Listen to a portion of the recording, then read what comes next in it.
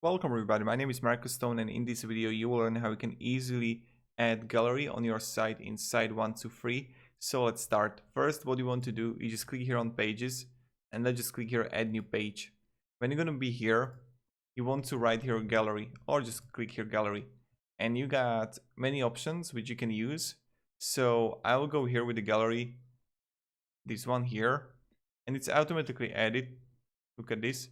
And now what you want to do is just click here on design. Oh no, sorry. Here, manage page. Here we got the images. You can move them freely as much as you want. You can add media, and I will just browse the computer here, desktop, and I'm going to upload, I don't know, Baby Yoda.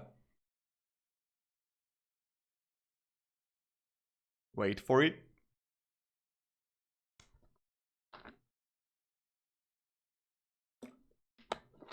Voila, here we got it.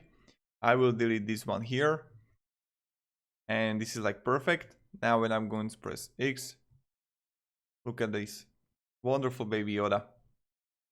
So this is how you can add gallery on your site in Site123. If you have any questions, guys, ask me down below in the comments. I'll be really happy to help you and guide you and provide you some feedback.